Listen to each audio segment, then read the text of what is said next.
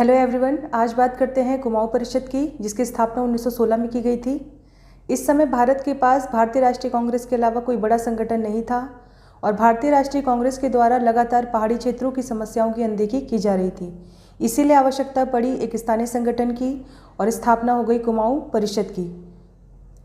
उत्तराखंड के कई नेताओं ने इस संगठन की स्थापना में अपना महत्वपूर्ण योगदान दिया और कुमाऊं परिषद ने स्थापना के साथ ही जनता की समस्याओं के समाधान का प्रयास भी शुरू कर दिया। परिषद ने न केवल स्थानीय समस्याओं पर विचार किया बल्कि राष्ट्रीय स्तर से जुड़े विषय पर भी अपने अधिवेशन में लगातार चर्चा की। तो देखते हैं कुमाऊं परिषद और उसकी स्थापना तथा अधिवेशन से जुड़ी प्रमुख जानकारियाँ। सबसे पहले बात करते हैं स्थापना की। तो 30 सितंबर 1916 को कुमाऊं परिषद की स्थापना की गई थी। स्थान था नैनीताल। कुमाऊं परिषद की जो स्थापना है वो नैनीताल में की गई थी और स्थापना का जो प्रमुख कारण था सरकार की उपेक्षापूर्ण नीति की आलोचना करना और राष्ट्रीय चेतना के विकास के लिए जनता को जागरूक करना।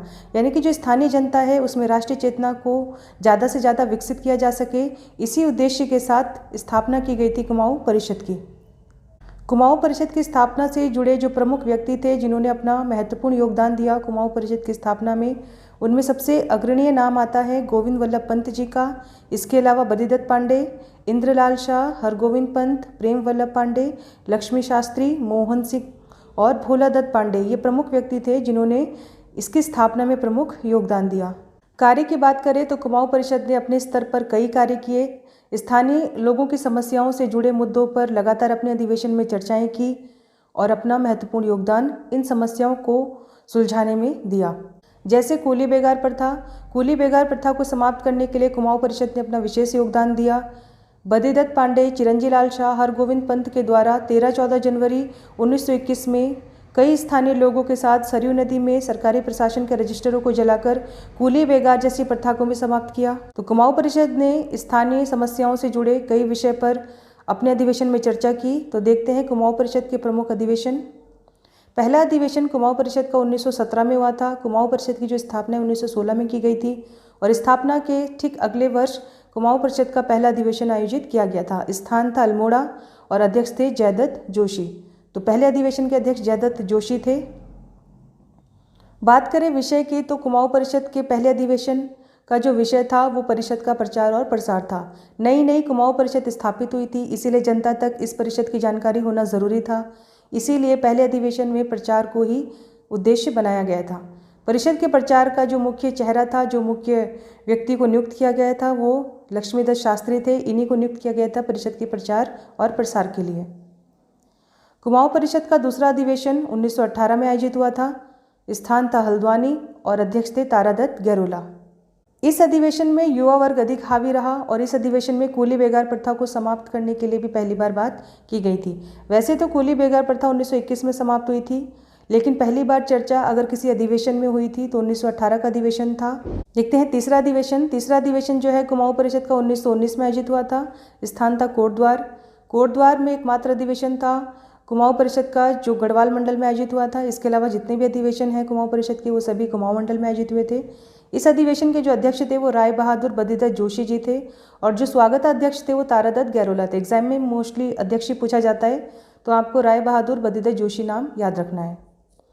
इस अधिवेशन को हिंदू मुस्लिम एकता के रूप में भी जाना जाता है, क्योंकि इस अधिवेशन में हिंदू मुस्लिम में एकता देखी गई थी और एकता के जो प्रेरणता हैं वो बद्रीदत्त जोशी जी हैं। मतलब हिंदू मुस्लिम एकता के जो प्रेरणता के रूप में देखे जाते हैं, जिन्होंने अपना मुख्य योगदान दिया इस एकता के लिए, वो थे बद्रीदत्त जोशी जी। इस अधिवेशन में कूली उतार समस्या के समाधान के लिए भी प्रस्ताव पास किया गया था और इस प्रस्ताव को लाने वाले जो व्यक्ति थे वो मथुरा प्रसाद नैथानी जी थे। कुमाऊं परिषद का जो चौथा अधिवेशन है वो 1920 में आयोजित हुआ था। स्थान था काशीपुर और अध्यक्ष थे हरगोविंद पंत जी।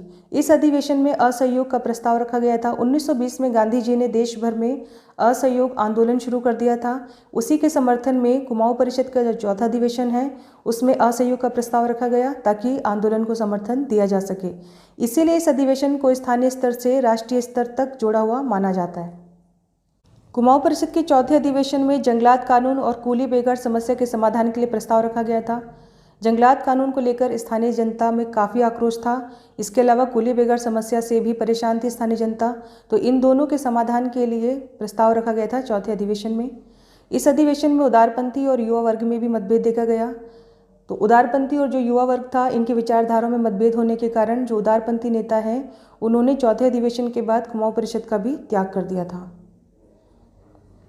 कुमाऊं परिषद का जो 5वां अधिवेशन है वो 1923 में आयोजित हुआ था, यानी कि कुछ अंतराल के बाद इसे आयोजित किया गया।